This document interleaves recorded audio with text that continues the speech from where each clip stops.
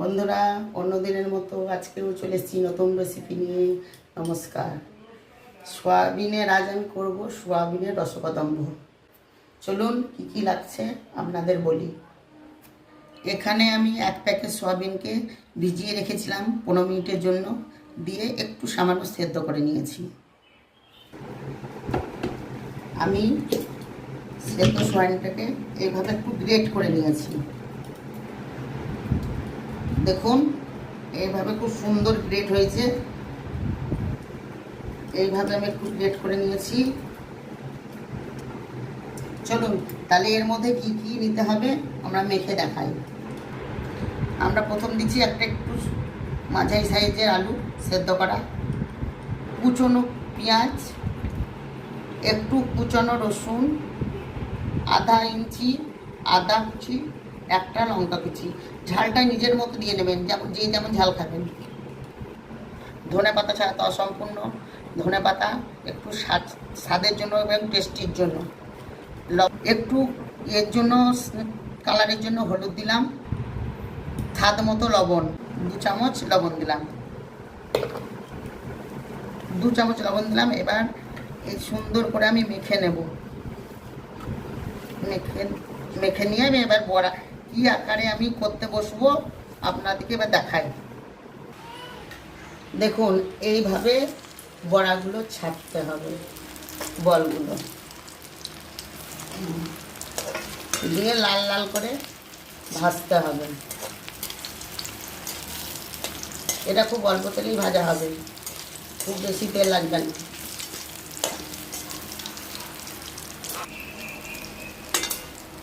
দেখুন এইরকম লাল লাল হয়ে গেলে পরে বড়াগুলো নামিয়ে নেবেন।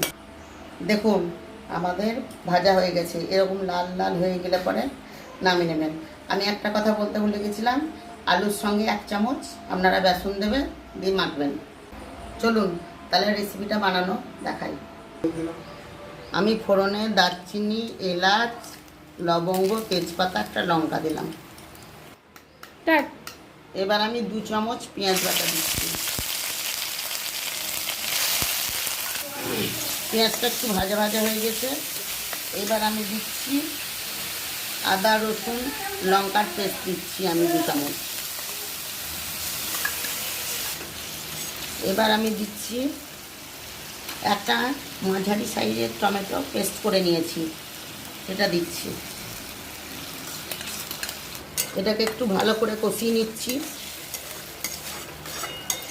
এটা কষানো হয়ে গেছে প্রায়। এবার আমি মশলা দিচ্ছি। 1 চামচ হলুদ দিচ্ছি ছোটো চামচে, 1 চামচ জিরে গুঁড়ো দিচ্ছি,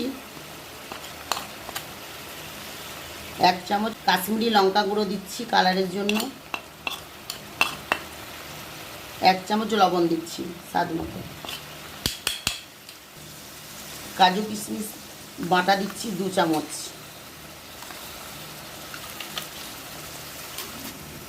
ব্যালেন্সের জন্য অল্প একটু আমি চিনি দিচ্ছি।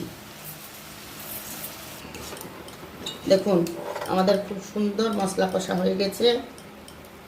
এ দেখুন তেল ছাড়ছে। আমাদের খুব সুন্দর মশলা কষা হয়ে গেছে। এবার আমরা জল অ্যাড করছি।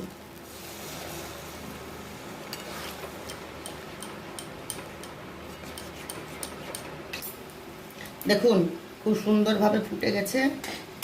এবার আমরা বানিয়ে রেখেছিলাম যে বড়াগুলো, সেগুলো ছেড়ে দিচ্ছি। এইভাবে খেয়ে দেখবেন, দেখবেন খুব সুন্দর লাগবে।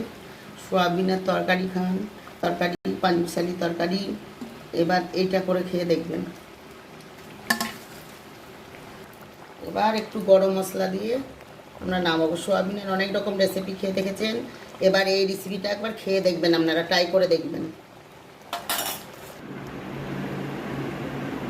এই রেসিপিটাতে যদি আপনাদের ভালো লাগে তাহলে লাইক কমেন্ট শেয়ার করবেন। দেখো এটা কেমন হয়েছে।